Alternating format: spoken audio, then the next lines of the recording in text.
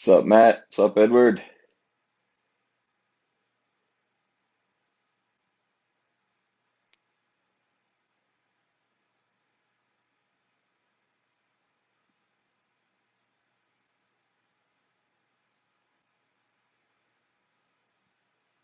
Just waiting for Jeremy to arrive.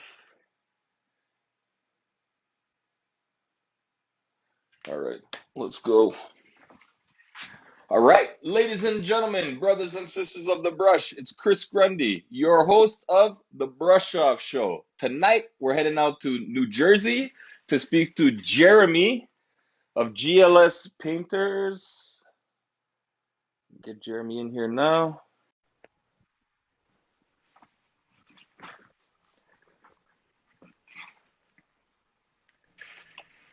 Hey, Jeremy, how's it going? Hey, how's it going, man? Hey, Chris. Good, good. Nice to see you. Thanks for joining me tonight. Thank you for having me. Start out by how was your day today? It was pretty good, man. Right on. All Uh, right, let's get into season three, episode number 5. This one belongs to you. Please tell the people who you are and where you're from. my name is Jeremy Nolan Fife Sr. I'm originally from Philadelphia, PA. I now reside in Sicklerville, New Jersey, with my wife and 2 young boys. Right on. All right, Jeremy, how long have you been in the painting industry? I've been in the painting industry for 12 years now. I'm actually going into my 13th year next year, and definitely anticipating some more growth.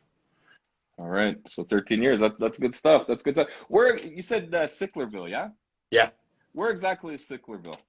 Sicklerville is probably 30, 40 minutes away from Atlantic City, like where all the casinos are. I'm probably 30, 40 minutes away from any major shore areas, like any oceans near me. I'm not sure if you know of Cherry Hill, New Jersey. Uh, I, I've heard of it. yep. So I'm Okay. not that far from the city of Philadelphia. I'm probably 30 minutes away. So I'm in a very good like area that is like very close to everything. So I can just get on the highway and just jump to wherever I need to be. Right on. Yeah, no, when I hear Jersey, I gotta figure out like how far are you from the ocean, and you answered that. So Yeah. that's great. That's great. All right, so let's talk about what made you pick up the brush. All right. So my story is it starts in Georgia. Actually Decatur, Georgia. I was actually sweeping up hair for a barbershop. Just sweeping up hair. My mom got me the job, so I was like 12 years old. Uh, from there, I moved to New Jersey. I actually did high school. Right out of high school, I started painting. I actually painted my room. From there, I actually became a maintenance man at the Marriott, and I got a promotion. Then moved to the Marriott in Philadelphia, and then I actually started learning more and more things about the industry.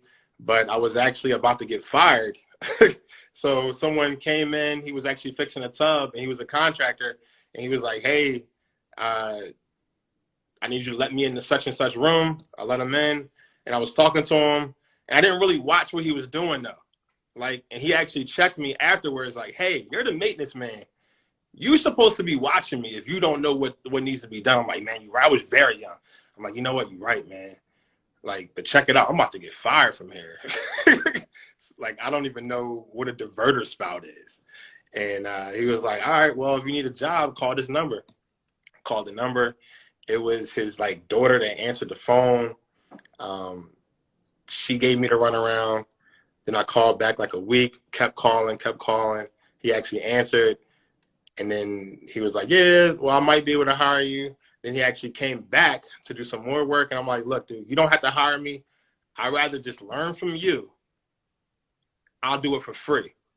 My dad, my mom, a couple of my aunts, they were like, "Nah, you can't work for free. You don't want to do that." And I'm like, "No, you know what? I actually do, because I'd rather be this man's apprentice, because I know later on I'm going to be able to make money from this, which is what I'm doing nowadays."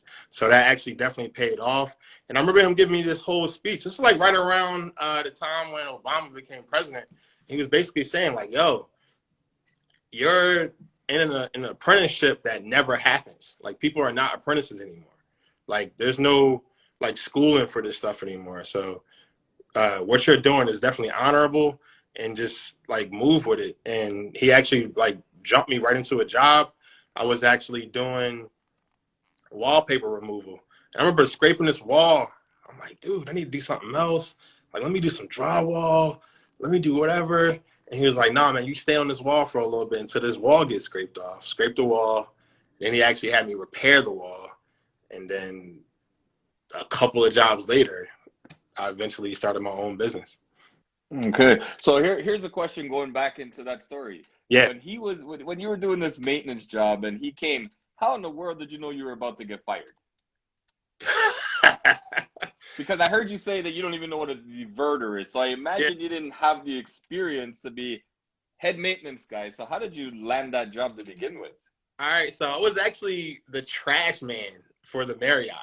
And the guy, before I like actually got elevated to Philadelphia, I was in Deptford, New Jersey, which is like kind of near the airport as well.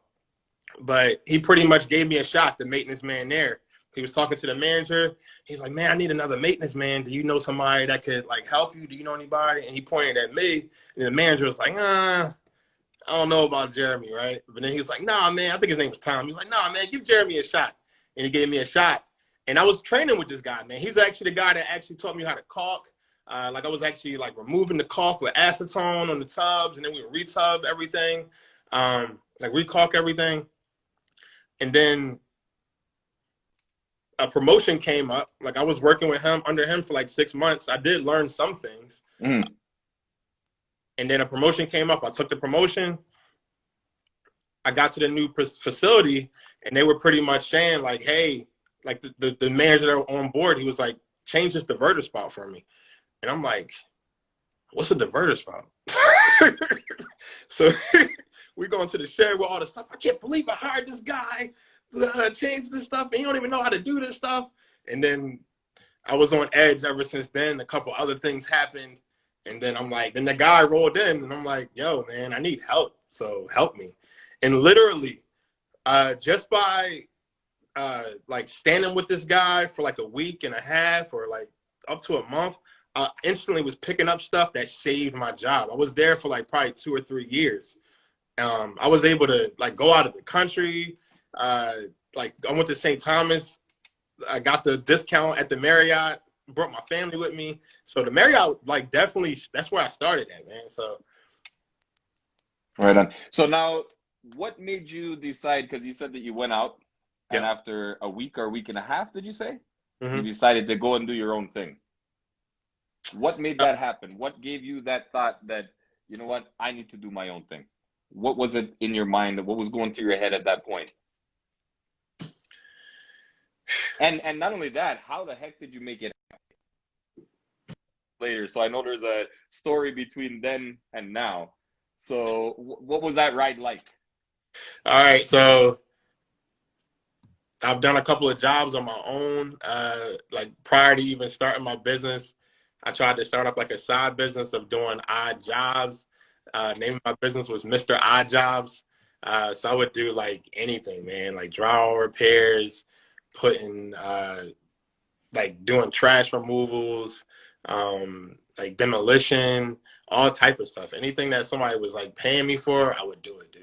So that was like one of my first things to like actually make some money outside of an actual job. And once someone pays you uh, that is not from a regular job, and you actually are talking up a business transaction, and then they pay you hand to hand, that is the most beautiful feeling in the world. So that's kind of what started me there.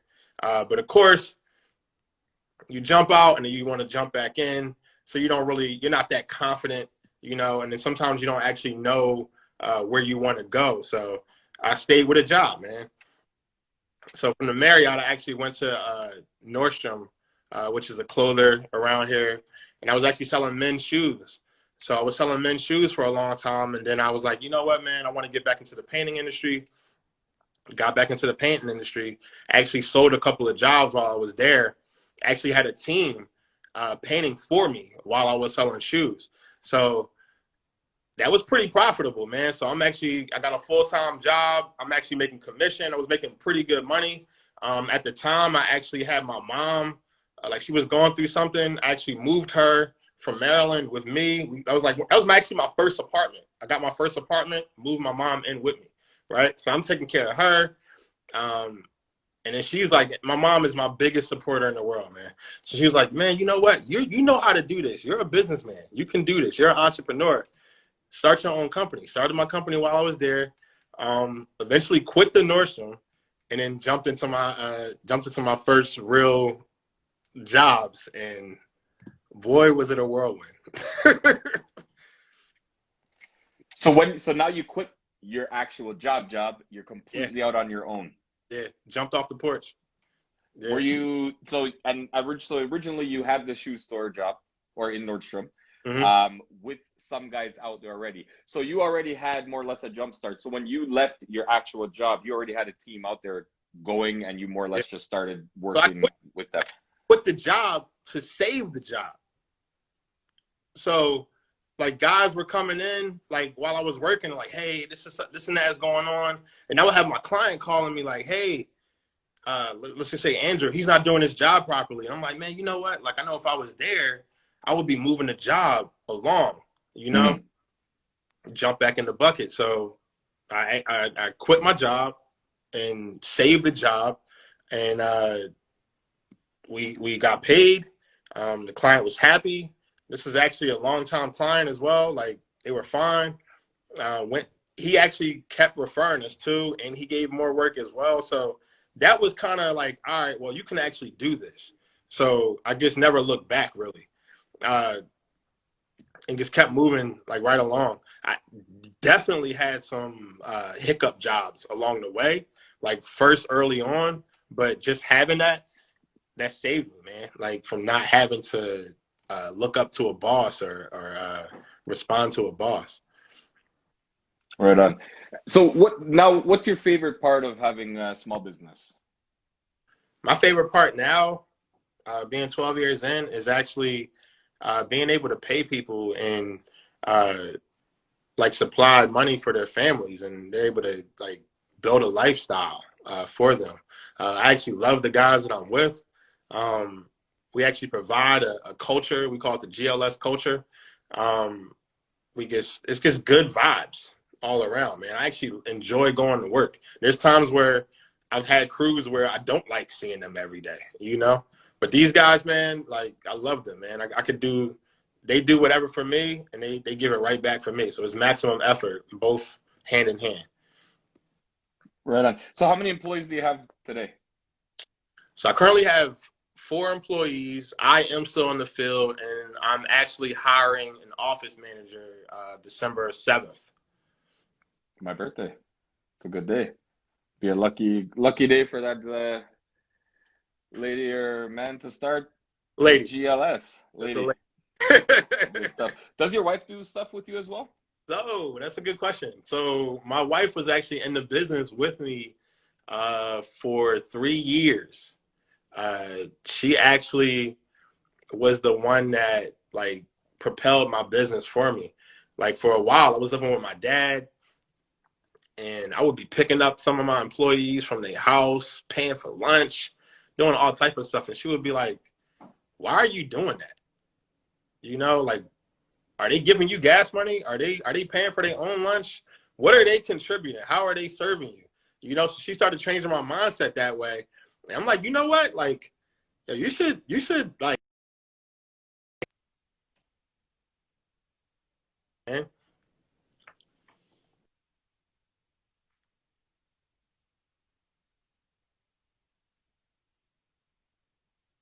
Did I lose you?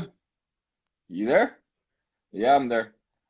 Let's you're frozen. Can you hear me? All right, hold on. Let's see if we can fix this.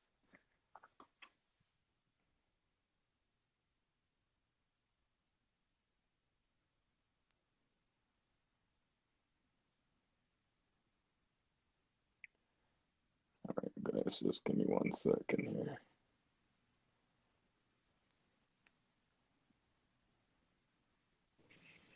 Okay, there we go. Oh man. I could you kind of froze up. I could hear you. You're like, oh Happened. crap, I oh don't know. crap. Oh man. All All right. right. Where were we? So Oh yeah. all right. So I got to where your wife was like saying some stuff to you, Yep. and then that's where it got cut off there. Yep. So she was basically like, hey, how are these guys serving you? I used to pick people up from my neighborhood. They were actually some of my employees. They were my friends. Um, Eventually got with her, and like we actually moved in together.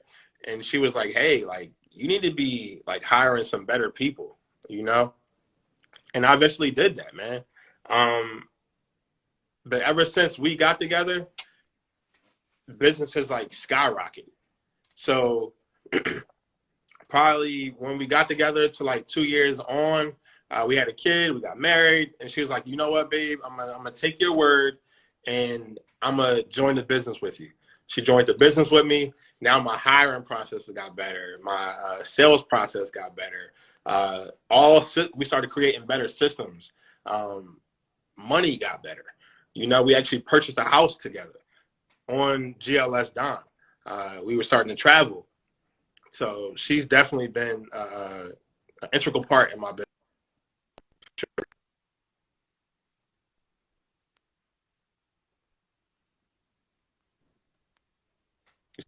We're losing you again.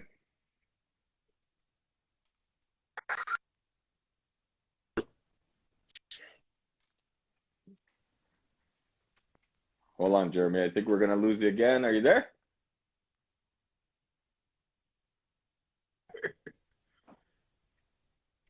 Technical difficulty. Okay. Are you there? I'm here. Okay. All right. Are you on a Wi-Fi or are you on I turned cellular the data? off, and I got Okay. So now bar. it's off. So It's off. okay, but was it on? It was on previously, so I hope it just continues, man. I don't. And now it's crystal clear. Now I even see you clear. It was starting to get blurry. Now you're Oh man. I can see myself through your glasses now. So we're I'm good. Okay, so now I don't know where we got left off there. So my next question would be, so I know in my original question, does your wife work with you? You said she did. So is she no longer part of GLS? She's still there, but she has a job. She's still there. Yeah. So she Okay. actually found the office manager. She replaced herself very well. So the person that I'm about to actually hire as an office manager, she found her. She hired her. She was there during the interview. She's going to help me train her. So she's still here. So she's my wife. She's a supportive being. So it's my best friend. Right on. Okay, now I know you spoke about having employees, and then your wife was about the hiring process and everything else. Yep. I want to jump into one of the viewer questions that I should have right into the show, and that comes from Color House Painter in Philly, and he wants to know what's the best way to find new employees. Where do you advertise your job openings? Do not go on Craigslist. uh, I find that the best recruits come from ZipRecruiter, and then Indeed. Indeed is pretty much there. I think ZipRecruiter is better than Indeed, but you got to have good ads on there. So uh, we put like, hey, are you like how are you how would your references describe you as? Are you on time? Are you clean? Uh, and then we actually check references. We check their background. Are they going to pass a drug test? All of these things like actually play a role into the hiring process. So we definitely want to cross off all our T's and I's. All right. Now, how many times have you struggled finding the right guys? Like I know you have four good guys. You said you love your guys, or like family. How hard was it to find those four guys? So let me touch on that too. So in terms of how I even found these four guys, right? So the first guy, what I find is a good referral, just like a job, right? Uh, a friend of mine referred my top guy, who was Kevin. I interviewed him, screened him, I vetted him. Great guy. Put him into the field. Clients loved him. He told me that, hey, I know a friend of mine that paints as well, and he needs a job. Andre. That was the second guy. And then from there, I knew a younger gentleman named Dylan. I'm like, yo, you know what? he actually stopped at my house to drop off some masks for my kids, some Sonic masks. I'm like, dude, you kind of tall. Like, how would you like being a painter? And he's like, you know what? I painted my room before. I'm like, all right, man, let's come on over. And that's my apprentice, basically. And this dude, man, has surprised me, man. Like, I was actually working with him today, and the things that he's learned in a matter of like 6 months it's mind blowing. He's actually driving one of my trucks as well. Then the fourth guy actually came from ZipRecruiter. So I put an ad out. It was like $10, $15. I got a pool of gentlemen, and out of that 10, I found Ishmael or Ismael. So that's how I got the 4 guys. And then the Right office, on. So ZipRecruiter as well. okay, well that sounds like that's the way to go. Yeah. I remember we have Craigslist here as well, but then Kijiji came out, which basically kind of took over Craigslist. It's a Canadian thing, right? So I think my very first employee was actually hired through a newspaper ad. That's how long ago I hired my first guy. And then I went to Craigslist. I did. Now with Craigslist, the only difference was, and I'll touch on Craigslist and Kijiji, a combination. Anytime I put an ad up on there, you get flooded with the wrong people and a couple right people. Yeah. So it's like to go through it because the unfortunate part about being a painter is that everyone thinks they can paint. So, someone loses their job as whatever the heck they're doing, selling cars, is like, I could paint. I can just paint. So they look for a painting job because everyone just thinks it's the easiest trade out there, right? But yeah, so anyways, let's continue on with this because it's been a really long day, and honestly, I'm getting old, man. I'm gonna be 43 Monday, and my brain is starting to. People that watch the show know I always forget what I was talking about, and today I woke up way too early, so I forget where I was going with that one. But what was your first year like? I know we did touch on some of those areas, but what was that first initial year like? Did you I have a lot of pockets, a lot of time to fill in, or did you stay pretty consistent? was pretty much running and gunning, man. But I think the problem that I had, I didn't have experienced people with me. So I had a lot of my friends with me, a lot of my uh, like friends and family, a mixture of, and then like one of my friends actually had a craftsman as a dad, so he did help me out a lot. But that first job was a nightmare, man. I forget where it was. I think like Edison, New Jersey. We were there for a long time, like removing wallpaper, and I didn't necessarily know how to skim coat. So I kind of learned how to skim coat on that job, but it was a nightmare, man. We were there for too long, way too long. We still got paid. The client was somewhat happy, but it was a whole house. It was a whole house, man. I basically bit off too much than I can chew. So I definitely learned that like early on, to just kind of ease your way in, like probably do 1 to 2 rooms. But that was me earlier on. Like flash forward now, I know exactly what to do in a whole house. We're gonna take it room by room, 2 coats, spackle everything. So we'll have a punch list. Like before we even get to the second floor, we're actually asking the client to do a walkthrough to see if they have anything. We definitely trying to meet all the client expectations before we even get into the second floor. After we're at the second floor, client is still meeting their expectations. So we always like to leave the job better than we found it. And we're cleaning up. Right on. Are typically your typical project, are they normally empty or are you working in furnished houses? Man, I used to do a lot of empty houses. Empty houses out here for me are not necessarily people that are about to move in. They would be people like an investor, right? And I learned like a long time ago, I'm actually trying to be an investor. So I actually learned how to be an investor by working for investors, right? I don't want to work for investors because they want the cheapest job possible. They want, like, they're paying like no money, right?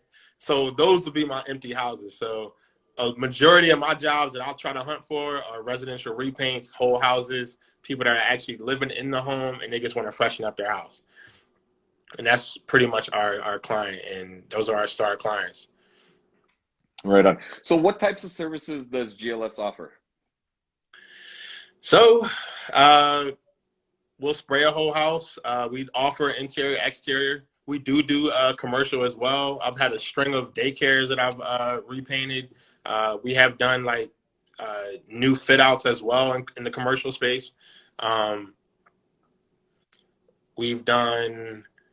We try not to do wallpaper removal. We don't install wallpaper. Unfortunately, we don't remove popcorn ceiling as well. I know you like to do popcorn ceiling. I'm not a fan, like at all. Uh, I mean, hats off to you. Have done it before. I've had like spackle stuff, or skim coated stuff. Use Durabond, but that's not my wheelhouse, man. Mm. We doors. We do a lot of like customization, like accent walls. Um, Mainly residential repaints, man. That's our wheelhouse right there.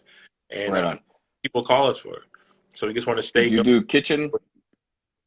Are you into kitchen cabinets and stuff as well? So I'm going to get back into that, but like I was doing that probably 5 years ago. I had a whole facility. Like we were just pumping out cabinets. I had a great year. I lost it. I ended up not doing the facility anymore. And then I just kind of like fell off of the cabinets because a lot of the guys that I had, they were like, look, man, you could paint a whole house with the same amount for cabinets and it's easier. And I'm like, you're right. You know, so I've been looking at the profit margin. But lately, man, every estimate I go on, they're like, hey, do you paint kitchen cabinets? And I'm like, well, no, but we're thinking about it. So I might Mm-hmm. actually do it. And I have all the guns. I got a Graco HVLP, the 9.5. So we know how to do it, but I just haven't done it in a while. Yeah, that's one of the things that I try to stay away from. I don't have the facility for it. I'm not gonna charge you, 10 grand to paint your doors in your backyard underneath some plastic, or a pop-up tent. Not about that. So I mean, guys that can do it in their shop come up with a nicer finish, right? Plus, it's a time-consuming process. I don't have any experience in even taping these cabinets off. I watch guys do it all the time, and it's like, I don't know if I want to spend 2, 3 days in the kitchen trying to mask this up. And I could be way off on the prep time on that, but I see the amount of tape and paper and plastic, and it's like, I rather skim popcorn. That's pretty. So I stay away from that. And you know what? There's so many guys in the area that do cabinets. I talk to so many other painters. Like today, I went to see a gentleman with a 3,200 square foot house. Got that job, no problem. He wants to do the kitchen. Take a few pictures. I'll send it off tomorrow to a couple of local guys. There's a couple guys in Toronto, another guy in Mississauga. Actually, I think I seen the one guy paint finisher pass already. I'm not sure if he's still here. If you are, I'll send you those photos tomorrow. But that's how I do it.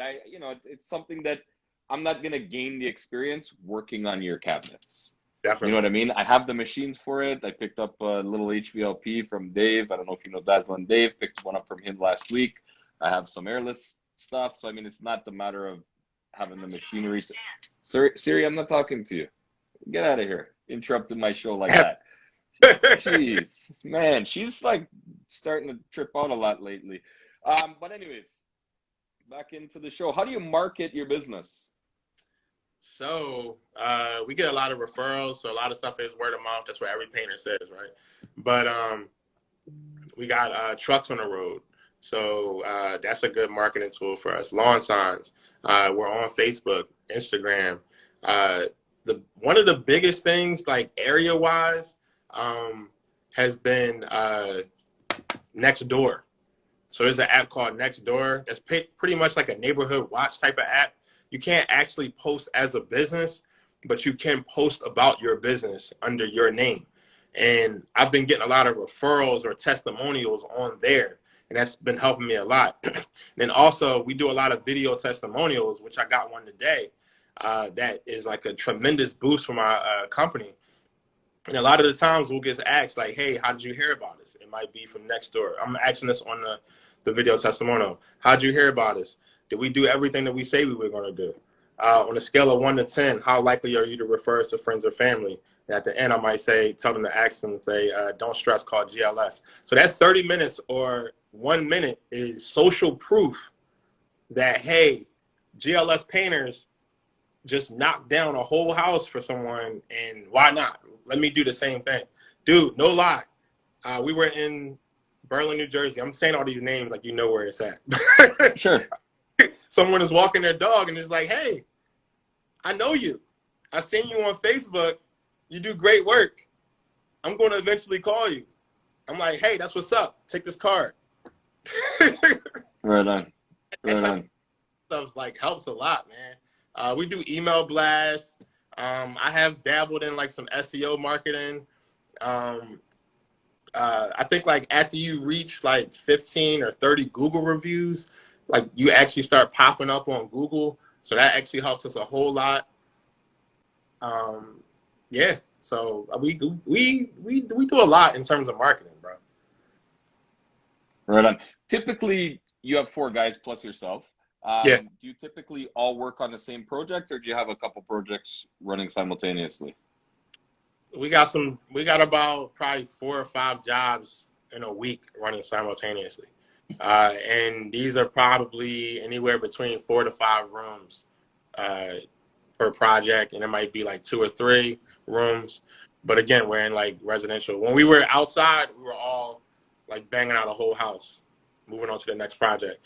And a lot of the things that was actually like a foot in the door for me, that I would have like one guy or maybe myself going. We would do like front door and shutters, like vinyl shutters in the front door. That would be a good ticket item for us because that might be like $500 to $1,500 per house. You can do that within like 4 or 6 hours. So you might be able to do like 2 of those in a day. And Mm. I would do a door this summer. I was doing a door after every workday, by myself. We actually gave away, like we painted it forward this year, gave away 3 doors to some deserving neighbors in our area. We also give away paint whenever we can. Like you're going to have some leftover paint out, like it's only but so many colors. So I'll put it on next door or I might put it on Facebook like, hey, I got this free paint here, you know. Right on. You brought up Facebook. What do you find the biggest difference between the Instagram platform versus the Facebook platform? So I've been on Instagram for a pretty long amount of time in terms of only like really gearing towards clients and fans. But what I've learned probably this year, just by being in the paint community or the paint family that while I'm here and what we have is that a lot of the people like painters are actually posting for painters, right? I wasn't necessarily doing that. I was just posting like to get jobs, or Mm-hmm. to like show my clients in the area like what we're doing. And that's what's been different for me in terms of like it's been a mindset shift or a paradigm shift. Like, hey, okay, well, there's other guys on here that do it the same thing that we do, and like they do it extremely well. I can't. I used to walk around and say, "Yo, I'm the best painter in the world." Nah. Because there's going to be a Chris Grundy that could skim a wall better than me. There's going to be a Todd Burrell. There's going to be an Idaho painter. You know what I mean? Like people do, like you learn from people, But in terms of like IG and Facebook is pretty much like what we're actually gearing towards clients. IG still, but I'm still like trying to gain better relationships on IG with other painters as well. But in Mm-hmm. terms of painters, Facebook and IG, Facebook painters, man, like in some of these groups are just nasty. Like it's extremely nasty, man. Like they will gouge you. You put a Mm-hmm. video up and it's like, yo, man, why didn't you roll the wall out like this? Like, why wouldn't you like you already posted a video, you took your time to put something up, and they're like, yo, why didn't you do it this way? Like, dude, why didn't you post your own video and do it this way? Yeah, and I spoke about this either last week or the week before, and I've seen it myself where, and I won't even mention names, but guys that are on Facebook and Instagram will beat the living you know what out of your video on Facebook, but yet you post it on Instagram and they got these positive comments to say. I've seen it at least with 3 different people. Why would that be? Why is it okay to chew you up in our, because these other groups on Facebook, you're going into a painter's room without naming any of them, right? It's a painter's room. We're here, we're all individual people. But why is it okay for him to chew you up in front of all those other people, but won't do it here on Instagram? He'll give you those thumbs up or those hearts or the clapping hands or a trophy. Why I is think that? Do you have any idea? they don't want to type something and then like you might like come at some. You know who's like really good at that? An Idaho painter. Somebody might come at this dude and he'll clap back immediately, right? But that's like that could be like hit or miss, right?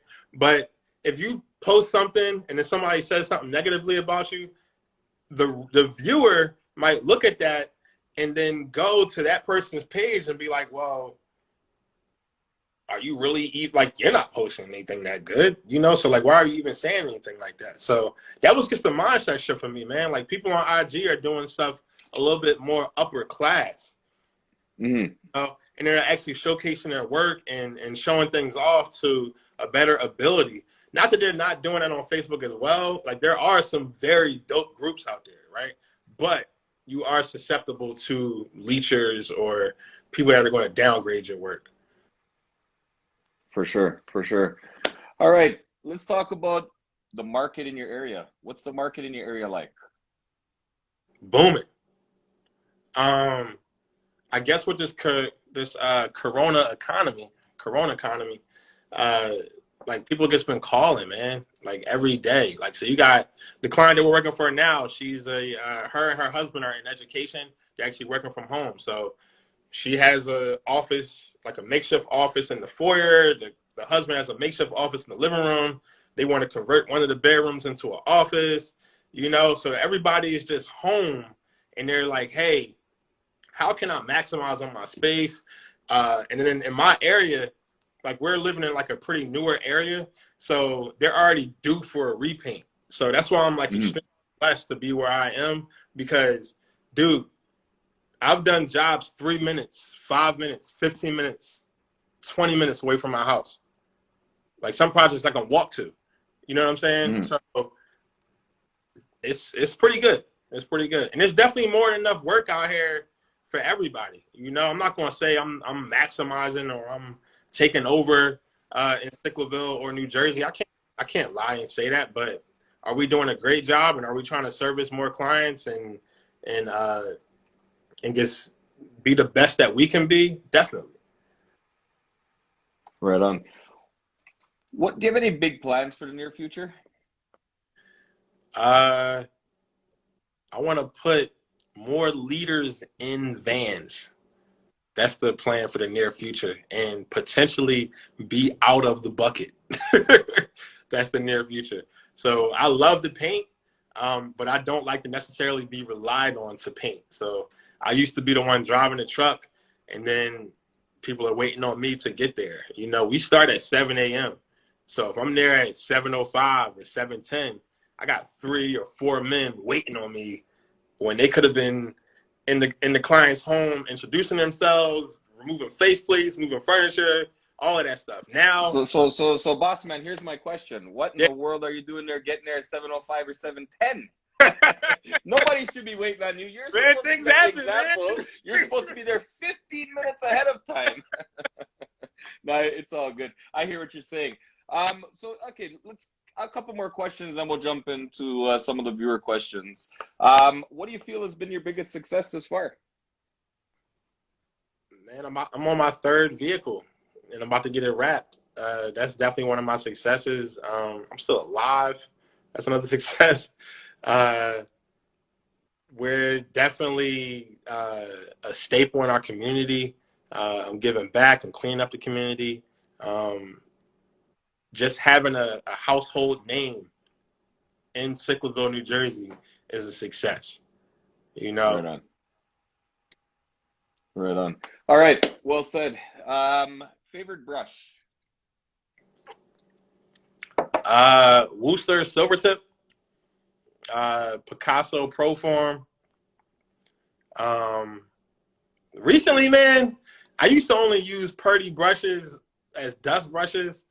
I just started using them like the Purdy Clear Cut for trim, and it's actually been working out pretty well, man. Like I'm not gonna lie, like I used to not.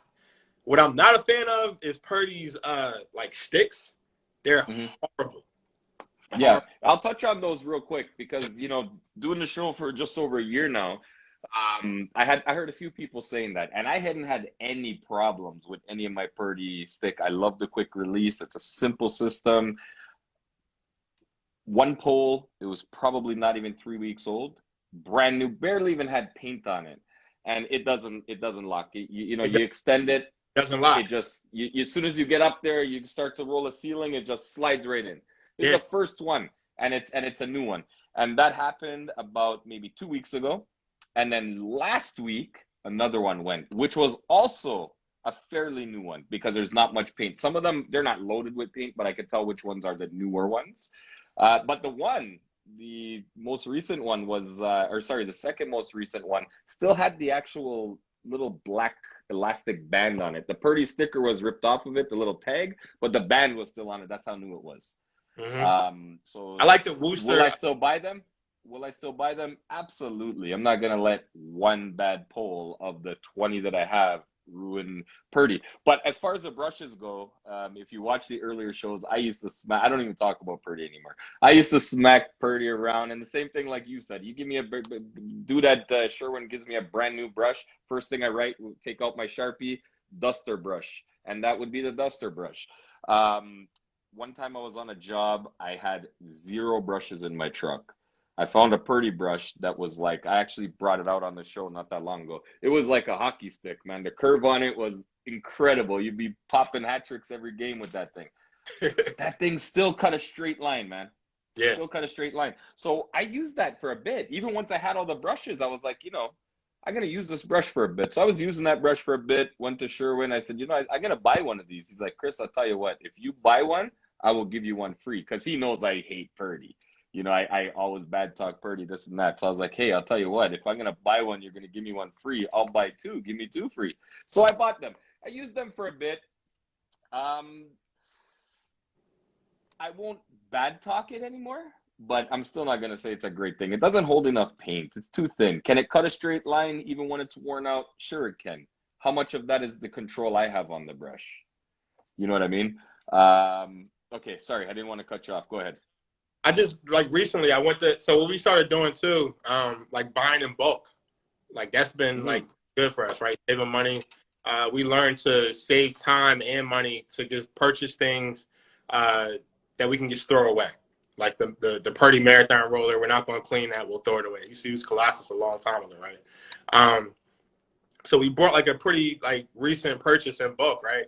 And they had like one of those buy one get one free brushes, and I spent a sizable amount at Sherwin. I'm like, yo, will you give me one of these brushes? And she's like, yeah, sure. And she's a newer manager. Dude, she gave me a 15 count box of the clear cut Purdy brushes. And I just distributed them to all the guys. So we're kind of still using Purdy brush. And that's how I got like, all right, well, we might use these now, not for the most part, but we're using them. But probably my all-time favorite brush. I know I did mention Worcester Silver Tips, Coronas, man. Like those brushes are pretty good. The Corona Cortez, Okay, that's a pretty good brush. right on. All right, what are some of your hobbies when you're not at work? Ah, uh, in the street, I'm using a one wheel. That's pretty much just one wheel. It's like a skateboard, like an electric skateboard. We got new like asphalt outside of my house, so I'm tearing up the street in that. All my neighbors see me doing that when it's snow Hold on, hold time. on. A one wheel? So we're Yeah, not talking a unicycle. We're talking an nah, electric unicycle? electric skateboard, like a longboard, but it's one wheel. One wheel. Look it up, man. Yeah, no, because I've seen a couple one wheel things, but it's not like a skateboard. It's just like almost like a unicycle, but battery operated kind of thing. Nah, it's No? just. I mean, I wish I had it. It's in my garage. I'm not going to like run and go get it, but No, no, it's all good. It's all good. it's like it's like a wheel, and you're just balancing yourself. You could curve in the street. It's cool, bro. It's pretty cool. Oh, you know what? I saw an advertisement. I know which one you mean now. I Yeah. know which one you mean. I know what you mean. How hard is that to do? Grass. They say you can go on grass, but you cannot go on grass. Like it's Yeah, not. because they had almost like a off-road looking tire, right? Yeah, I seen one of the comments like, "Have you fallen yet?" Yes. And it was pretty bad, but I still one-wheeled home. You know what I mean? So it's all right, but you're going to get back up. But I snowboard too. Um, Snowboarding, I mean, traveling. I love hanging out with my kids, man. We was just having an epic ping pong match downstairs. I got a 5-year-old and a 3-year-old son, and we've been going at it, man. So I love hanging out with them, creating moments, uh, hanging out with my wife. Like I said, it's my best friend. That's a person I've like actually left the country with for the first time, or not the first time, but with her, like with a partner for the first time. So just like hanging out, man. Right on. All right, before we jump into the viewer questions, do you have any advice that you'd like to share with your fellow painters? Leave it better than you found it. Leave a job better than you found it. We're a guest in these people's houses, so there's no reason to come in thinking that you own the place or thinking that they owe you anything. You're afforded the opportunity to come in their home and be better than the guy that is going to just run and gun the property. You know, like we actually, like if I'm in a foyer that's like 18 feet high, and I know it's a window that they cannot reach, and it's like pretty dusty, or a light that's like very dusty, I'm gonna clean that thing, man. You know, because I'm right here. They don't have to ask me to do something. Take the initiative to go ahead and do it. And I try to train my guys the same way. And along with leave it better than you found it, use your best judgment. There's no reason to say, man, you know what? Should I caulk this? Caulk it. 100%. 100%. You know what? Because that's the thing. If you got to question yourself, the time when you leave that house, that's the one thing that you're going to have to go back to fix. Exactly. You know, Exactly. I've done that in my early days. Every now and then, you know, if it's one of those projects that drag out, it's like, is anyone going to notice that? It's like, well, you know what? If I'm questioning myself, I just got to fix it because, you know, I see everything. So it's like, I'm charging them everything. I'm charging them for this top quality service. I can't cheap out because I got to go back to my truck to get a caulking gun and, you know, wait for it to dry a few minutes before I can touch it up with paint. So I appreciate that advice. All right, my friend, let's jump into some viewer questions. We'll fire off as many as we can before we head out for the night. Let's go to Paintworks and Decorating NYC, who happens to be next week's guest. What was the best high you've ever gotten from painting? Yeah, we And, talking about and it doesn't necessarily have to be like, you know, this type of fume from this type of paint. the best high I got was from acetone or oil base. But now the best high, I mean, this is like that home run project. Like I told you, I had a job like this today, like where we were at this client's house. We did the whole house, like all the common areas, and they're leaving us a video testimonial. They're leaving us a Google review. They paid us like right after we're done. They gave a tip to my guys. You know, I'll be there on the project and they'll be like, look, Jeremy, I'm not going to give you a tip, but I'm going to give everybody else a tip. That's cool. I'm totally 100% fine for that. I actually love when clients will buy us food, man. That's happened a lot, right? Where they'll either like provide food or cook food or like, hey, where do you want to go today? You know, I've had clients like, hey, uh, we're there for 5 days buying food for us every day. That's expensive, dude. Mhm. You know, so that's Yeah, just love, man. So that's the high that I get. I get the high from my clients, man. yeah. And you know what? About the food thing, that's some of the best feelings too. Like we also have those kind of clients. I'm sure we all do, but one guy that really stands out of all of them, we had a house in Midtown that we were working on, and it's about, you know, maybe 20 minutes to downtown to this guy's office. We're working at his house he was about to move into, and we were there for about 6 or 7 days. Every single day, he would come with a hot lunch. He left work on his lunch to bring us food. All right. We had West Indian one day, we had Chinese the next day, we had all different stuff. Every day he brought something else. And it's like, those are the clients that stick out to us, you know? Definitely. And it makes you even almost want to work even harder for this guy, And those are normally the clients that refer you the most as well. Those ones that feed you, they seem to be the ones that also refer you the most. I tend to think of clients in an A, B, C, and D type of ratio. So A and B, or an A client, they're going to feed you. They're going to give you all the referrals. They're not going to even want a deal. They want you to Mm-hmm. give them. They're going to go with that. The B, they might necessarily want a deal, but if you don't give it to them, it's okay. They'll still refer you. A C, they want a deal. They're not going to refer you. They're not going to feed you. They're not going to tip nobody. They just want you to do the job. You roll. They're still going to give you a smile. And a Mm-hmm. D, you definitely do not want to work for. And they will leave you a bad referral if you show up 5 minutes late or or anything. You know what I mean? Or just you rolled the wall not the same way they wanted it to be rolled. Something like that, man. So Mm-hmm. that's Some of those good experience that I have with clients when I'm out working in people's homes are the same way that I try to treat guys when they come to work in my home. Like absolutely. the most recent guys, couple years, I do a lot of the stuff here myself and a lot of family and friends that are into trades as well. So it's not too often that I have to call in a stranger. But I had some guys over, they were here for a good week building my big fence that I have here. Man, I cooked for those guys every day. Every single day. I made them the juiciest burgers. I got them the best sausages. We had chicken. Every day I cooked them something else until they were done. And it's like there's certain clients, like you had said yourself, man, if you're on an exterior job, thankfully I don't do those days anymore, they won't even offer you water. It's like you got a hose outside, they expect you just to turn on that hose, or even if you have a cooler full of water yourself, they won't offer you anything you know Yeah, I don't like working for people like that. yeah, and it's not even like they're bad people. Some people probably don't even think about it, you know what I mean? But it's like I said, I the good ones that I've worked for, I treat my guys that come here to work on my place like the good ones that treat me good. Absolutely.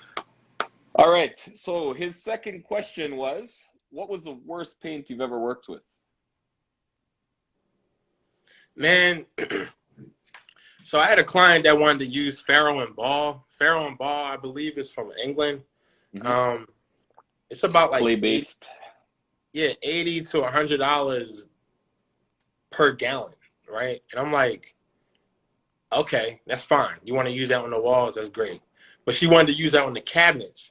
Now we're getting into a position where you're the client and I'm the professional, and you're telling me what is not going to fail on the product. So you want to use wall paint because you read this on a blog on your cabinets, and then you want to use it was like a shade of white here and a shade of white there, cabinet paint, so that was like definitely one of the things that like really struck out to me, that I'm like, why did we even go down this route? The job still came out flawlessly, but she never really told me if like the paint like failed or anything like that. But I'm not a fan of using any type of wall product on cabinets. Anything that you're going to be touching, For sure. like a lot of. You want something Mm-hmm. durable, I was Just a designer. I was in a paint store. Most people know where I shop, but I was in a paint store, and I don't know if I would try this myself, but I was listening to them tell a newer painter that he can spray porch and floor on somebody's cabinets. I kind of just stayed out of it. I was like, That's I'm not gonna say anything. But I was just like, yeah, okay. So how well that's gonna hold up, I don't know. I don't know. All right, let's go up to Johnny, the happy painter. My guy. How and in what way do you advertise, and what advertising makes you most successful? I know we did touch on this already, but Nextdoor, man.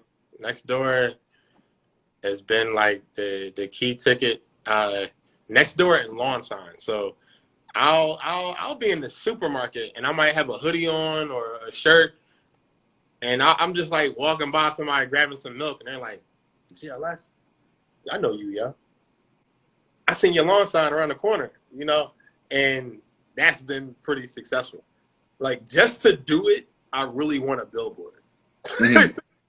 And I'm not trying to sound like high fashion or anything like that, but that's like one of my ultimate like big ticket goals, because there's a lot of billboards in my area and they're not that expensive, like at all. Like they have like digital billboards that could run like probably $400, $500 for like 2 months or a month, you know. And I have designers that I work with that could probably put it together for me, but that's definitely on my bucket list to That's get a huge exposure. Huge exposure. definitely. Big. Lawn signs this year have been like key ticket for us.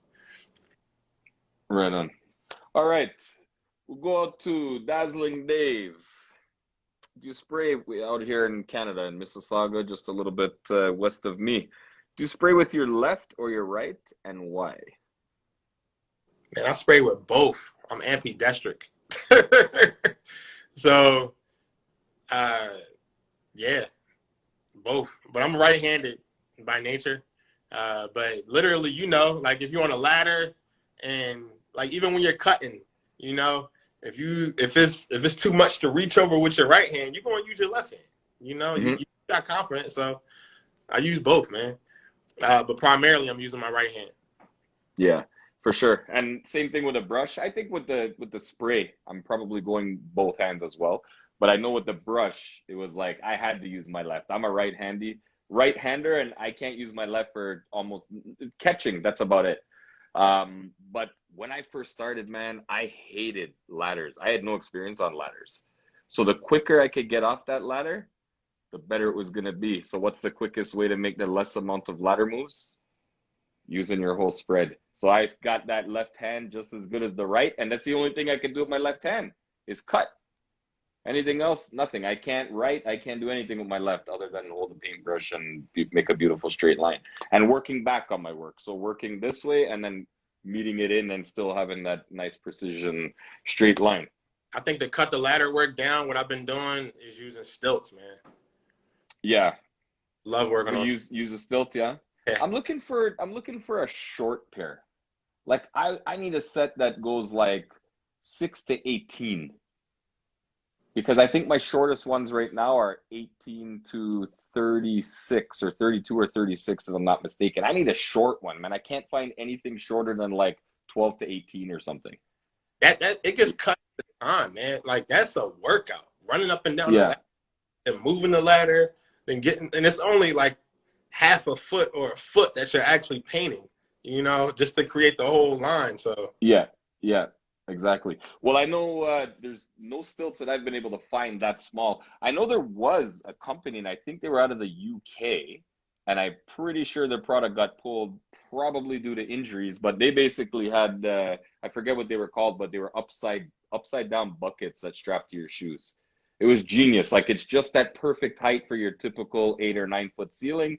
Gives you just enough to get up there without having to use the ladder, without having to put on the stilts. But I haven't seen them around. I tried to look for them, and nah, I think they pretty much I have probably had too many. knee pads with wheels on them. Oh yeah, Have you seen those? yeah, That's pretty nice. yeah. So we can roll around and have fun at work too. I don't know, man. If we had those kind of things at work, we don't have any of them. I actually saw them at Atlas Tool on the website last night. I think if we had those, we'd probably make a tape ball, get down on our knees, and start playing like hand hockey, shooting Yeah. across the room. We Those things are not going to be good for Chris's painting, man. We give us something that we can have fun with, and we will. Yeah. All right, let's. Where are we going here?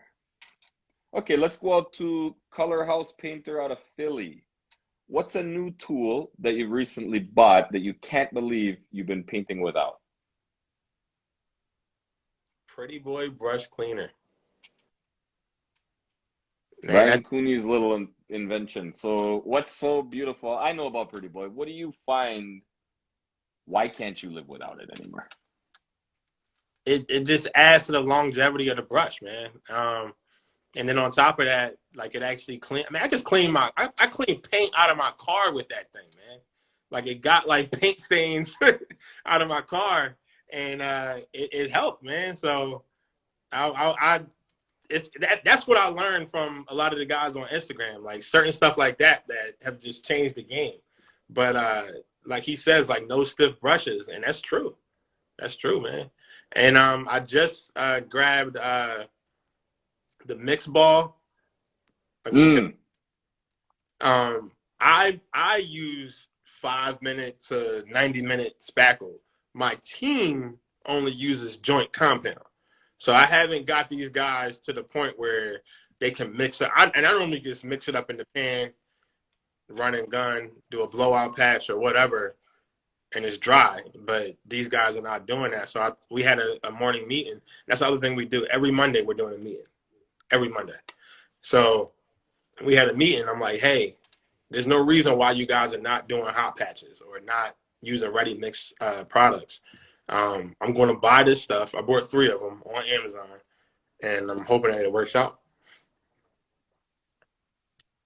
With the mud ball. Yeah, the mud ball. Yeah, The mud balls. And it's funny because my goodness, I can't even remember the gentleman's name right now, but he had actually sent me one. My initial thought when I saw it was, what am I going to need this for? yeah. For what? I have a pan. I got coffee cups. I can mix in anything. I've been doing this for 26 years and I've not needed this. I've posted this thing a few times now. I love this little thing.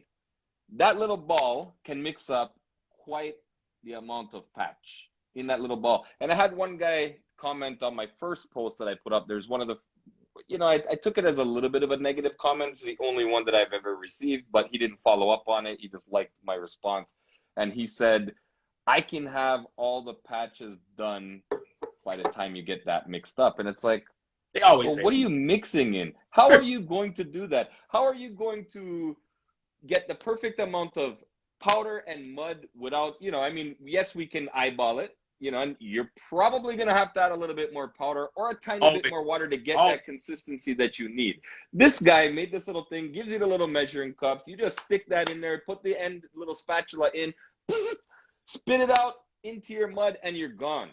Man, dude, you're going to have some clumpy, bumpy mud that's going to be hard to sand because it's probably going to be too effing stiff. You know what I mean? And I'll tell you, long story short, because I want to move on, is, man, the mud ball is one of those things, like I said, my initial thought when I saw it was, I don't need this. Now my initial thought is, if this thing ever breaks, I need to buy more. So I am going to order 2 or 3 more direct from him just so I can have them in each of our patch boxes because they're just too convenient. The consistency of the mud is just perfect. Thanks for the product. I used to do the egg beater thing in the pan and everything else. There's nothing really works like that little mud ball does. I think it's a great product. It's one that I definitely would say, if you don't have one, definitely try it out. It should be here according to Amazon in like 3 or 4 days. So okay. Oh, so you haven't even got a chance to even use it yet? Nah, it's on the way. It's on the way. Okay, right? So you're gonna like that. It's a cool little thing. And again, there's so many different ways. It's not the only way to mix mud. It just makes it all that much more easy. Like, I'm not obviously mixing up my big batches of skim, but when I'm going back for little things or on a repaint job, some nail holes, boom, it's beautiful. I love this stuff. All right, let's head out to Wales, who I call the Rock, the Painter Man 2020, Matt. Has being on Instagram made any difference to your painting business or given you any new ideas on how to approach new work or work techniques? Absolutely, man. I mean, I know we touched on a couple of things before, but I was on somebody's story before, like yesterday, and he was saying something that I have actually done, but you want to like actually keep reiterating in your business, but checking your emails, right?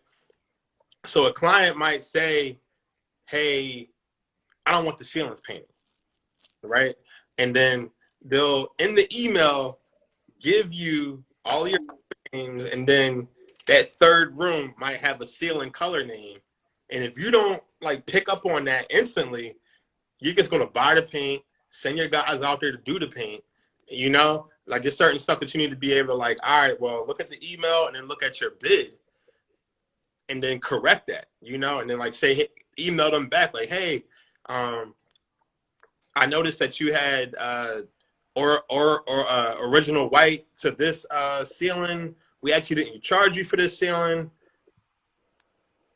Are we going to be able to, like, did you want this done? Let me add this to the product, you know, or add this to the bid.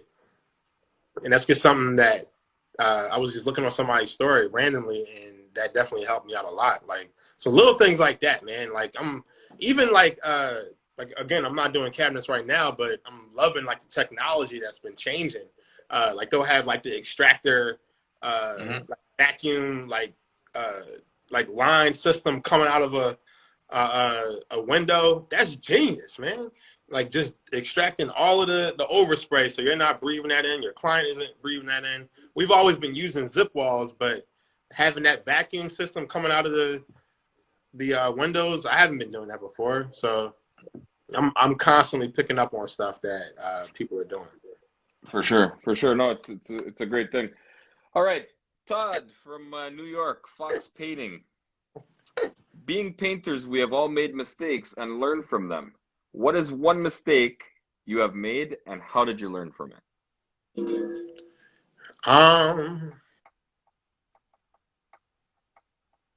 It's one mistake that I've made, and how did I learn from it? Not hiring for character. I've hired some people that that don't necessarily fit into our culture. You know, sometimes you might need someone in the pinch that you might want to pay cash real quick, or just want to slide underneath the radar. You might not check the references or something like that, and it doesn't work out. You know, and it's like, why did I even waste my time?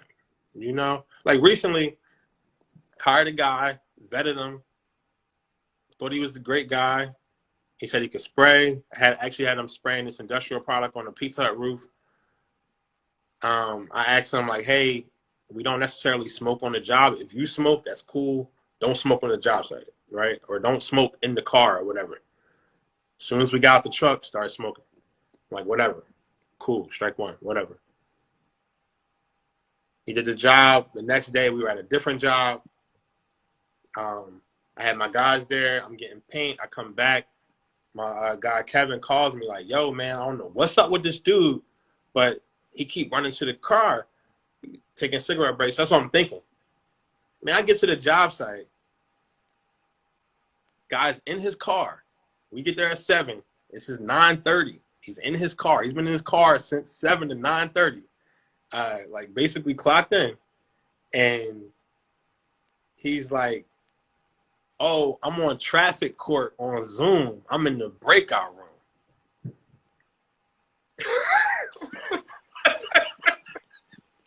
What are you Traffic talking court about, on man? What are you talking about? I'm like, listen, man, yo, I appreciate you. I appreciate your time, your effort, but this ain't about to work out. This ain't gonna work out. And I'm gonna just save you some time before the payroll thing. Here go a check right here. Roll. You know, so yeah, I've had some crazy situations. Yeah. How did that go over? He accept the check and go? Did he try to say, "Oh, you"? I'm a master firer, man. So there was no. I've already set it up to the point where like I took his tools out of the house before I even gave him the check. Like here. And the thing is, like, I don't know what was up with this dude. I didn't open his truck and put the tools in his truck. I put them behind his truck. So I guess he was mad. He took the check. Man, dag, Jay, you gonna fire me? I'm like, yeah. I'm like, all right, man, whatever. I go in the house. As I'm walking up the house, he like runs over his tools. Like the person Did you watch him from the window picking them back up? I did. he got out the car like, ah. But yeah, I've had some crazy experiences, man. All right.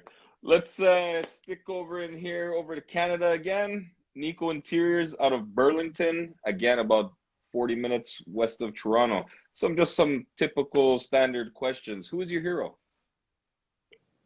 Jesus. Man, the fact that he's been able to use experiences, he's the savior, you know, someone that I'm imitating. That's definitely my hero, you know. On Earth, I'll probably say anybody from Philly. Will Smith, Kevin Hart, Jay-Z, you know. I got a lot of heroes. My wife, my mom, my dad, my mother-in-law. My mother-in-law, man, she's super dope. So she just put out, I think she's on her third book, like publishing her third book, and she works at TD or works at a bank. You know, Okay. certain stuff like that motivates me, man. TD Bank. How long has that been in the US? TD started in Canada. I'm aware of that. TD started in Toronto. It used to be, Yeah, I don't know what they, does it still stand for Toronto Dominion? I guess. I don't, We learned that I'm today. pretty sure that's what it stood for, TD. Yeah, I did not know But that.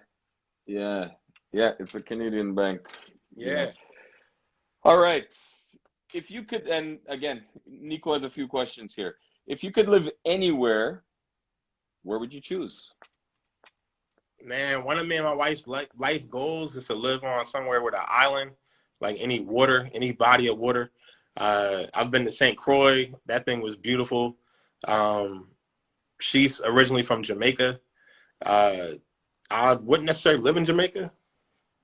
That's just me. If I had to put a stamp on it, I haven't necessarily been to Hawaii. I'll probably go to Hawaii and live there. There's a guy offering paintcations in Hawaii. Yeah, the Happy Painter, No, no, not the Happy Painter. Happy Painter, Johnny. he took the paintcation Yeah, yeah, that yeah. was offered. It's the right painter, The right painter. Sam. Got you. He's normally here. I think I saw him up here. He's normally pushing that paintcation, but I haven't seen him pushing that paintcation in a while. It used to be a weekly thing, so I'm not sure if he's got guys already or what Sam's deal is there. So, what would you change about yourself if you could?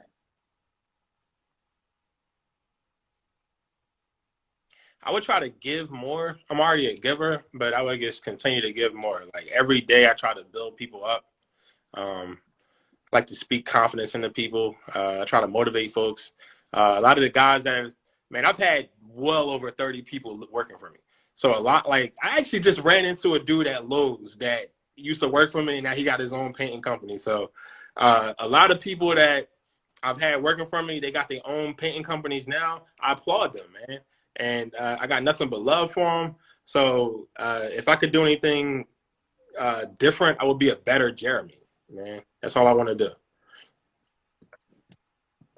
Right on. Oh, Sam is there. So if you ever want to go to Hawaii, Sam is there. You can always send Sam a message. You're a good painter. You work for 6 hours, 5 days a week, and you enjoy the rest of the evenings and the weekends at the beach, get paid to go to Hawaii. How the heck Word. can you beat that? I'm How down. the heck can you beat that? All right.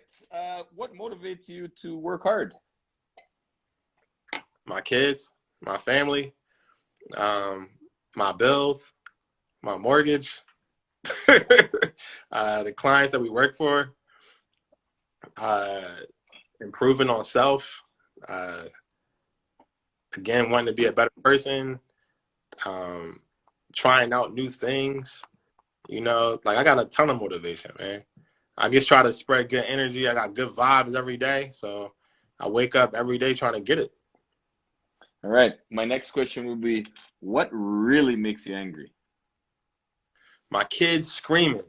That is the worst feeling in the world, right? So, and we're trying to like coast them to be like different right now, but man, these kids, they different. So everything is a scream match, a fight match, all of that stuff. But the decibels that go up, I like before I had kids, I never even understood that. You might hear somebody's kid crying. He like, man, you need to get your kid, man. You need to get your kid. Now I'm like, yo, stop screaming in the house. I have a toddler, and I swear I'm not sure if he wants to be an opera singer or what it is, but he hits those high things. It's like, why are you doing that? For what reason? He's literally running from the kitchen to the living room just with this high pitch noise. It's like, what the? I must say at least 4 or 5 times every evening, dude, can you stop, please? Just stop. He's like, it's uncalled for, man. Let's just watch your iPad and chill for a Right, bit. right. But kids are the funnest. They're the best. All right. What's wait? What's the favorite thing about your? What's your favorite thing about your career?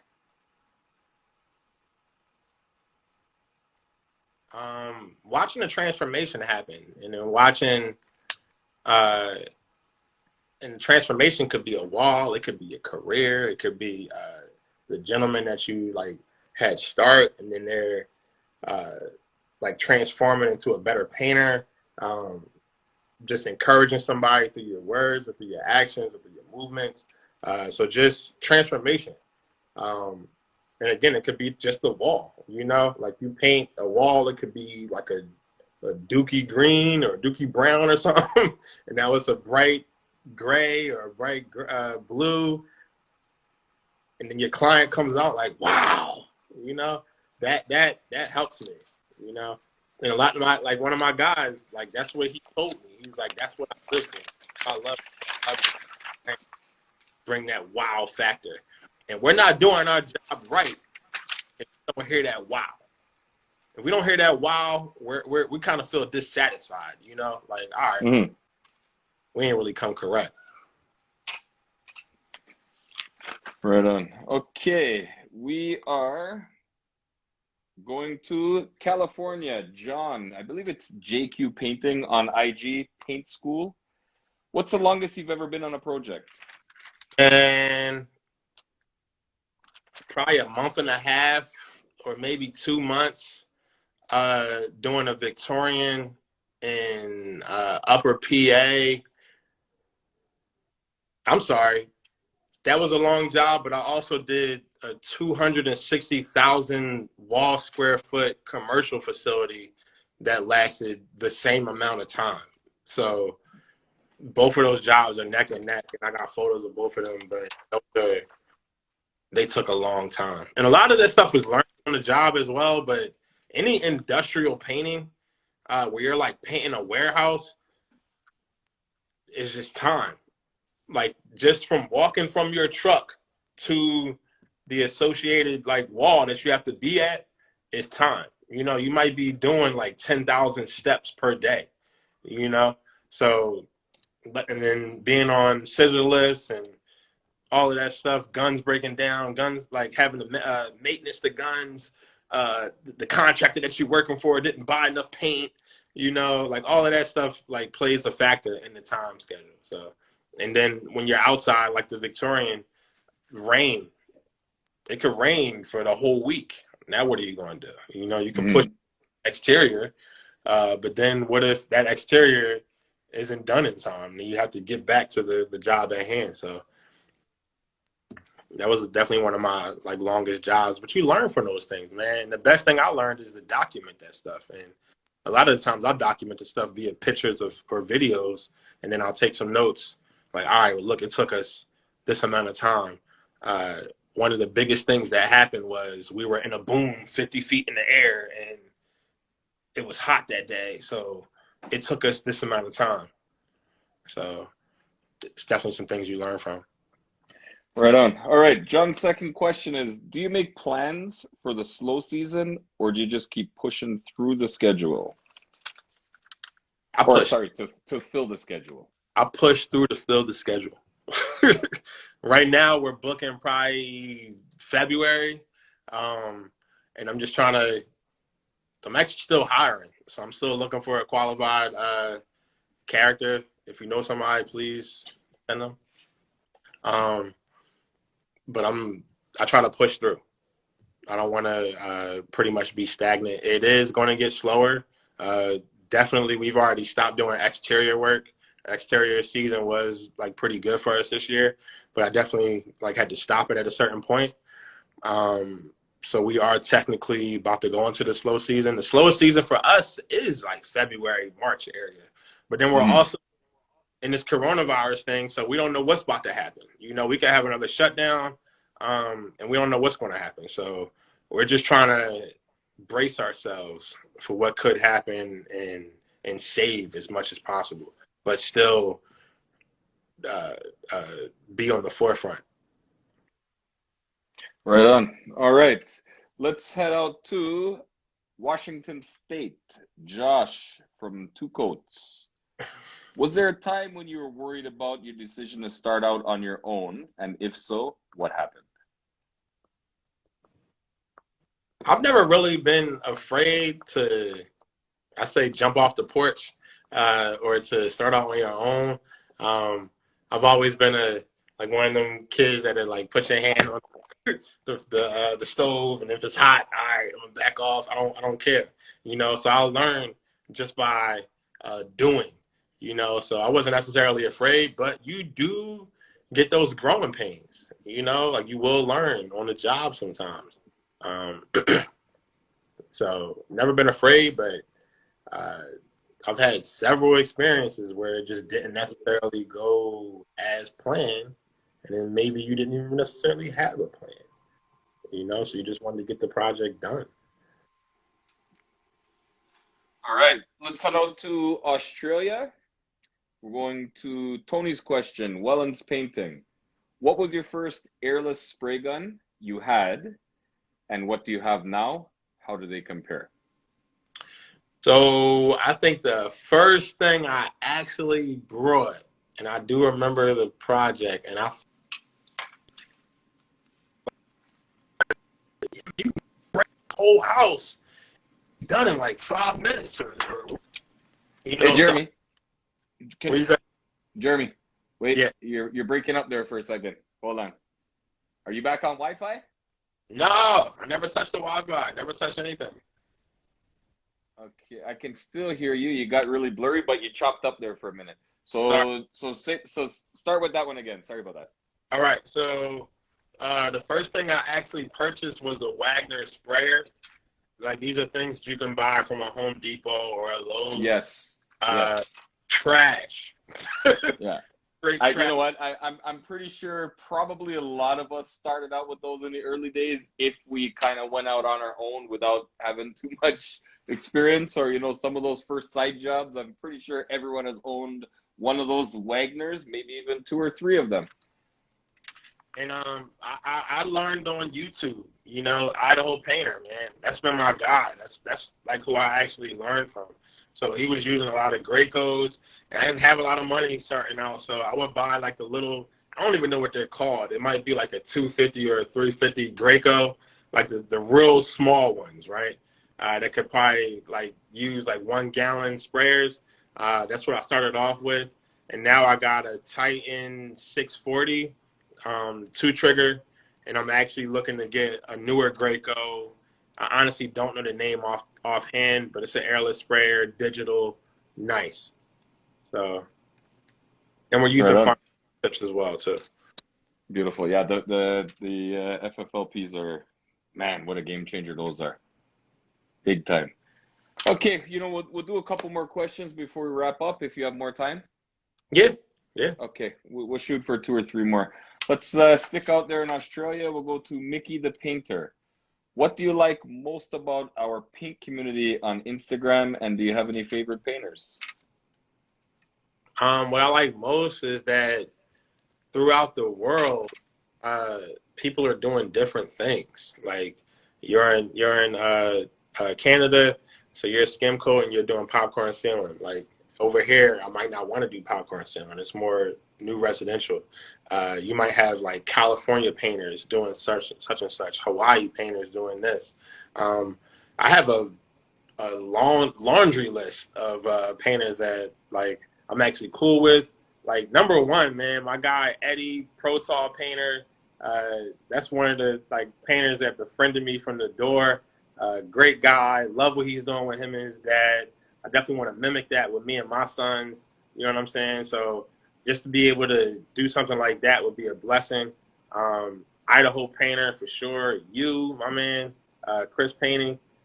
You're definitely a legend. Just learning from everybody, man. So there's a lot of them, man. Like I love what is happening. And again, I came in thinking that, all right, well, that's corny, man. Why is everybody like just like posting just for painters, you know? But it's not. This is a community. This is a family. This is a 100%. you know, like we're brothers of the brush. Like so, we're actually sticking up for one another. We'll help out one another. I remember when I brought my first festival, and you seen a picture. You reached out to me immediately, like, "Hey, man, like, you told me, like, yo, you got the Rotex.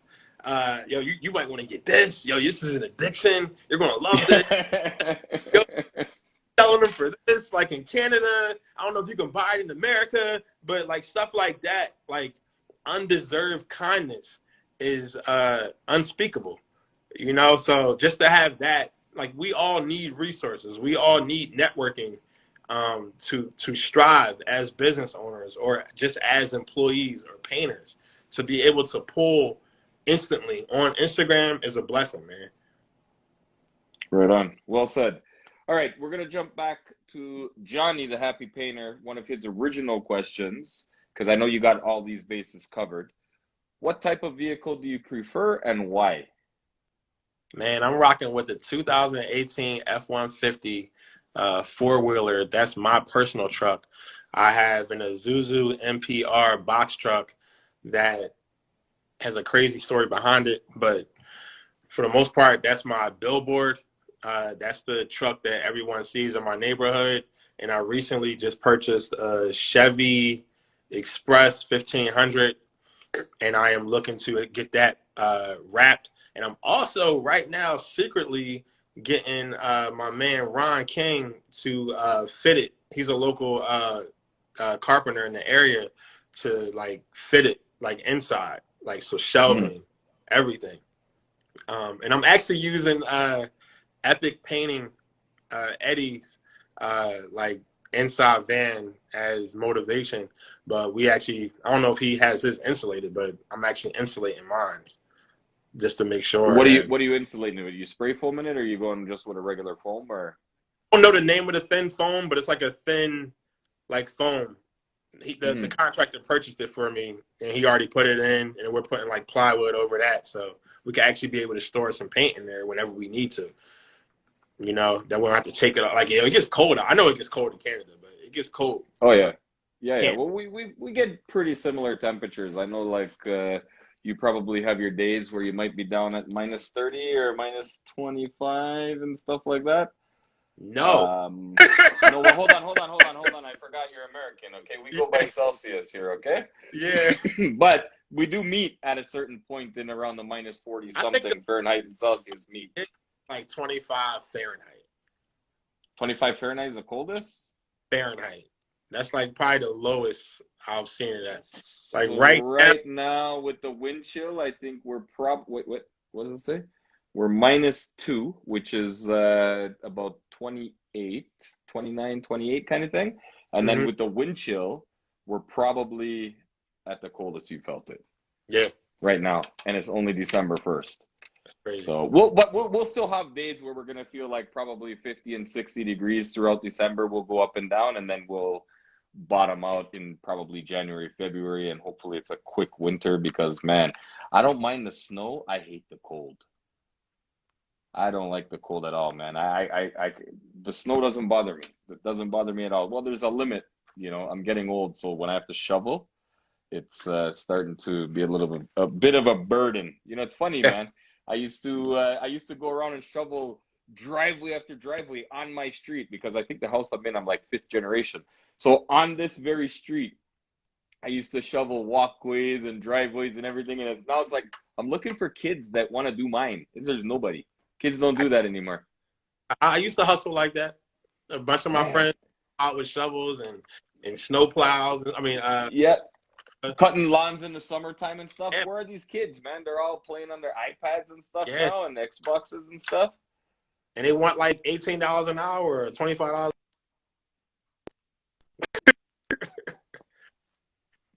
Oh, I thought we were gonna lose you again. Okay, you know what? Let's try to do a couple more questions. I know you just said how much you love Protal, so let me throw one from Protal. Go What are ahead. some of the challenges that you face when trying to make time for both family and work?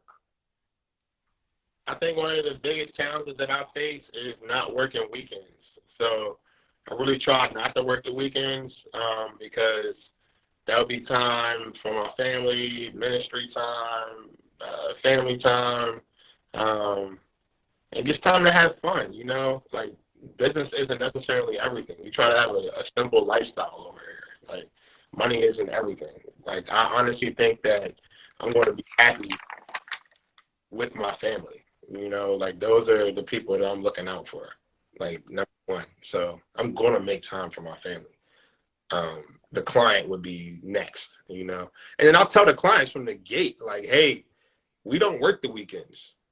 If we do, it's going to be, we might need, like, it'll just be an option, you know. Mm, So I definitely try to make a balance.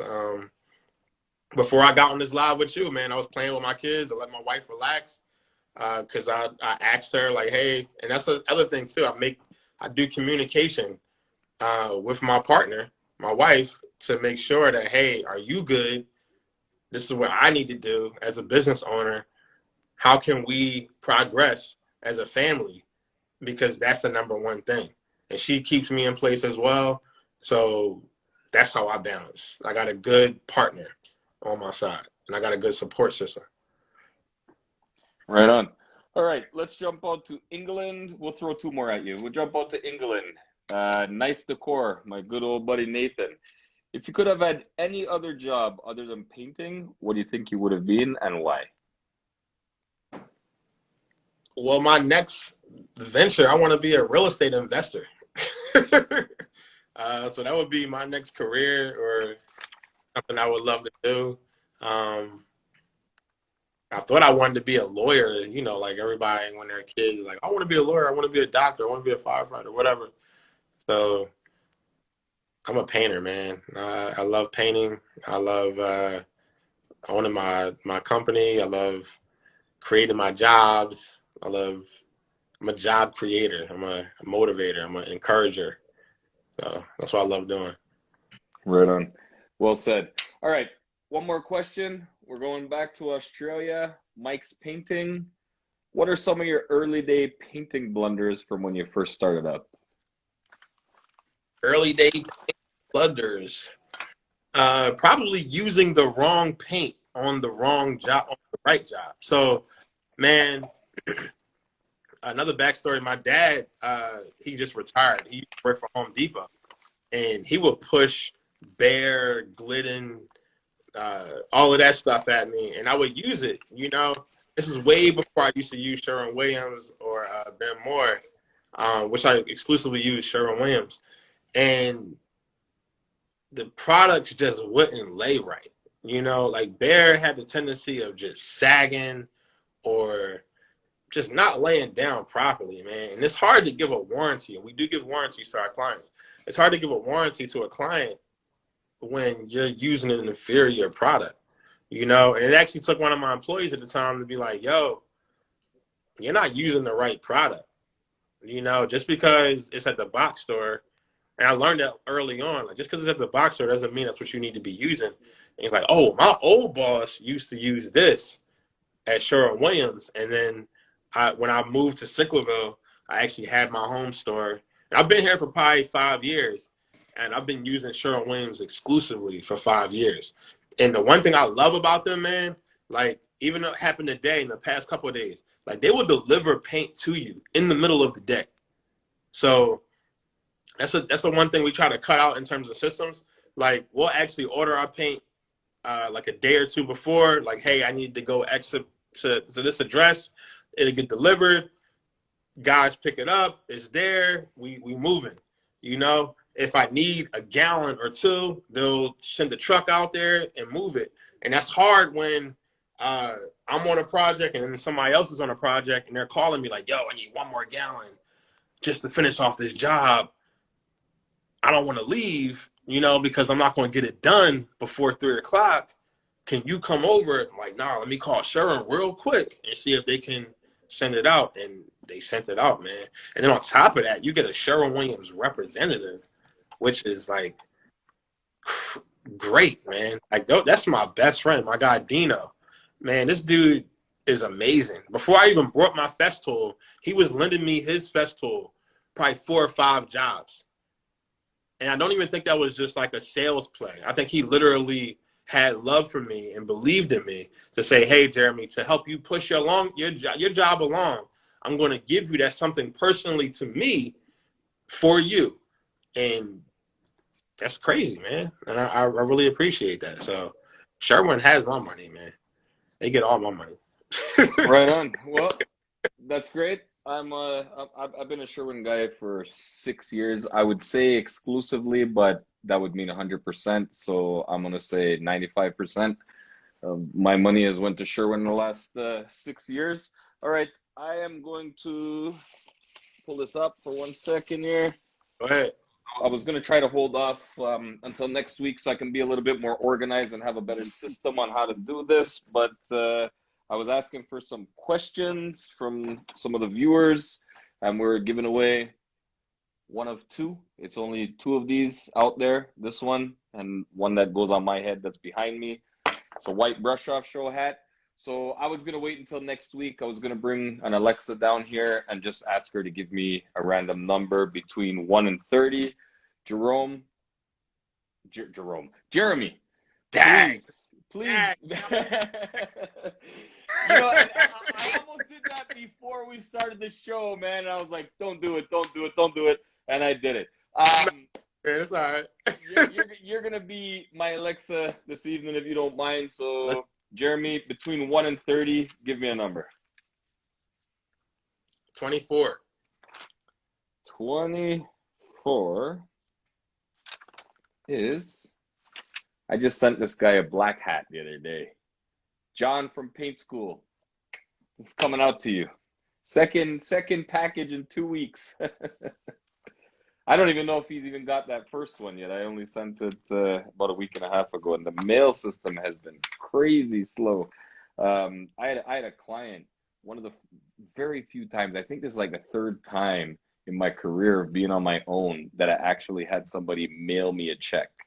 I didn't even know it was going to be in the mail. I was, going to send out the invoice, pick up the check, or most people are doing e-transfers. I don't know, you guys do e-transfers down there now, but it's just like, what's that? I use QuickBooks.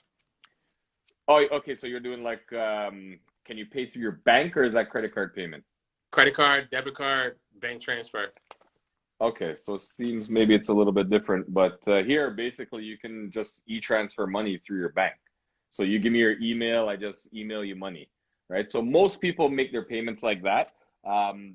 Most people do have a limit of 3,000 per day. So if you are doing e-transfers and you're the kind of guy that, like a lot of times like us, a typical job for us lasts about a week. Most times I go in trusting the client's trusting me in their house. A lot of times I don't take a deposit. Some guys kill me on that and they say, how can you not do that? It's like, I've never been screwed in all my years, so I ain't worried about it. But, so the only downside to that is unless you're taking draws throughout the week, Friday comes, you're finished the job, you need to wait over the 3-day period. If it's a $9,000 job, they're going to send you $3,000 each day for 3 days, right? So that's how a lot of our people are doing payments and stuff now. But I had someone randomly send me a check. That thing took 3.5 weeks to get to me. And the place is like not even 30 minutes down the road. I had packages come in, some of my friends, I had packages make it from Australia, buddy, to my house before that check came from down the road. And it was dated. It's not like they told me that they had sent it. It was dated. The check can be dated, but the post envelope has the actual stamp across it with the date. So I saw that they sent it when they sent it, and it was like 3 freaking weeks, man, to get a check. 3.5 weeks. All right, Jeremy, I appreciate you joining me this evening. For everyone else, next week we are on at 8 o'clock because my guest is an early riser. So 9 o'clock is a little bit past his bedtime. We're heading out to New York to speak to Ricky Ricardo, Paintworks Decorating out there in NYC. Jerome, You know, I'm not gonna do it again. This is reminding me of my second, my second episode ever. You know, I told you, nice decor out there in England. His name is Nathan. To this day, on the very first, second episode, I was calling him Nick Nice, and I still call him Nick Nice to this day. To this day, I still call him Nick Nice. It is late Uh, for me. I was up early. I should be like Ricky Ricardo and have a bedtime at 9 o'clock, but unfortunately, I stay up to talk to you guys. And you know what? It's live. I can't take things back once it's said. So I yo, apologize. thank you so much for having me, man. You're a gentleman and a scholar. I greatly appreciate what you're doing for the paint community. You're in your season 3. Keep going to season 25, bro. You're a legend. You're a great guy. You're a father, man. Just continue to add value, man. I really appreciate you. Thank you so much. I appreciate the kind words. Thank you again for joining me. This episode, I'm going to try my best to have it up on podcast first thing in the morning. I got a crazy December coming up, but I will get it up. If I don't get it up by the time you're on your way to work, you'll see it by the time you go to bed tomorrow. Take your So time. that's this episode, or sorry, this season is going up on podcast. I'm pulling every odd one from season 2. Up on a podcast as well. Anything in the earlier days, we used to only get an hour on live, and then I'd have to split the video up into 15 minutes to post it on IGTV before they went with an hour. So to go for any earlier episodes, it's too much editing and trying to put things together. So anything that's an hour or longer is just easier. So you will see that up again. Thank you very much, Jeremy. Peace, guys. We'll see you later on. All right, man. Take care, man. Talk to you.